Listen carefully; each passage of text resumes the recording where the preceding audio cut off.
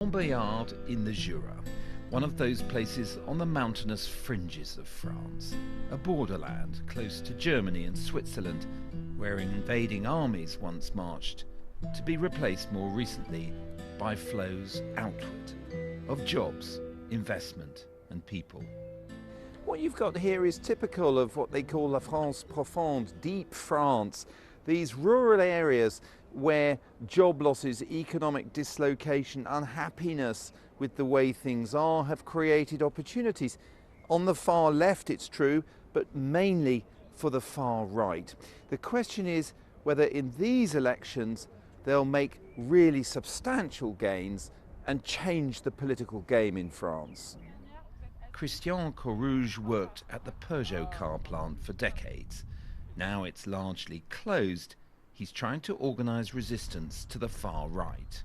Et brutalement, avec la montée du Front National, il y a quelque chose qui est remonté dans moi et je commençais à en parler parce que ça me semble tellement répugnant, tellement nauséabond, tellement ça sent l'égout quoi.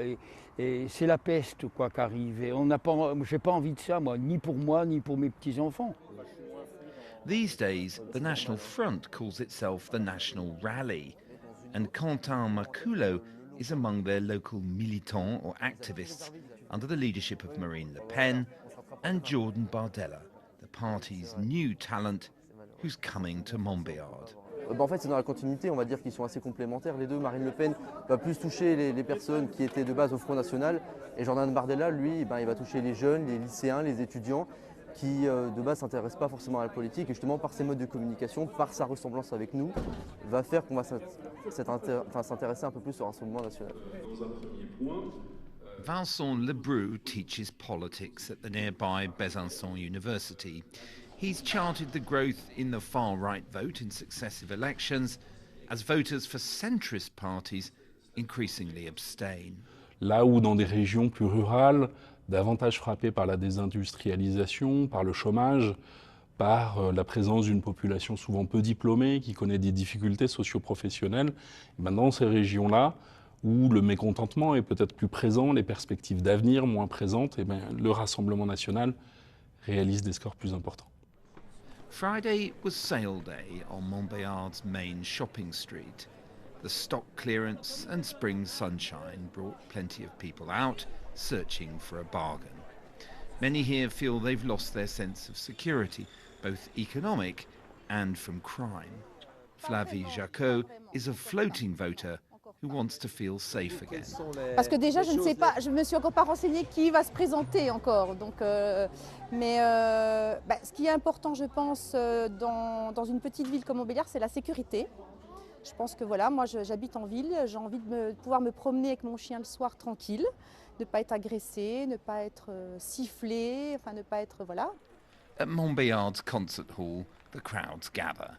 Quentin, the young activist, is thrilled. Thousands of people. For decades, many French thought of this as a far-right party, a racist party.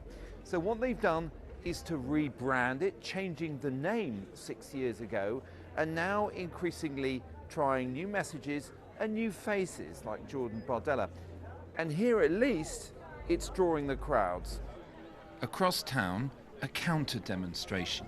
Christian is there, along with friends from the unions and supporters of the far-left party. It's clear, though, that those objecting to Jordan Bardella's presence here are considerably outnumbered. Des gens sûrement nombreux vont aller assister à un meeting qui va déterminer leurs rapports sociaux, qui va déterminer leur vie et conditionner celle de leurs enfants. Et ça nous semble inacceptable que ça passe par Bardella. Finally, the moment arrives. Thousands greet the National Rally's bright new hope.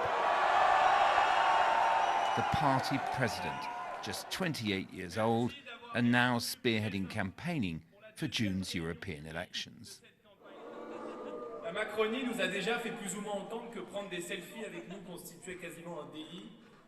C'est maintenant un crime de nous adresser la parole en antenne. Ça n'est pas cela, la France. La France, ça n'est pas la censure. La France, ce n'est pas le conformisme d'une pensée unique. La France, ce n'est pas l'interdiction préalable de l'expression. La France est un pays de liberté. Et nous entendons, nous, au Rassemblement national, qu'elle le reste pour toujours. Jordan Bardella, on dit en France qu'il mène une politique TikTok, c'est-à-dire une politique qui mobilise beaucoup les réseaux sociaux, qu'il est très à l'aise avec l'outil des réseaux sociaux, et finalement on considère que c'est quelque chose qui contribue particulièrement à sa notoriété, c'est-à-dire qu'on ne sait pas toujours exactement ce qu'il propose, mais on le voit beaucoup. The morning after the rally, and the regular Saturday food market springs up outside the venue. Of course, the far right can get votes, but as the recent Dutch elections or past European ones show, that doesn't mean anyone else is ready to do political business with them. But the more people who feel it's just not worth voting, the greater the chances for the national rally. Bon, est-ce que vous allez voter dans les élections de 9 juin? Non. Non, la politique, ouais, ça ne m'intéresse pas du tout. Voilà, j'essaye à m'intéresser, mais c'est vrai que non.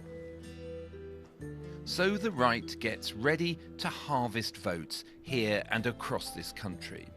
As to whether that can amount to more than a protest movement, that'll be up to Jordan Bardella and the others elected to the European Parliament.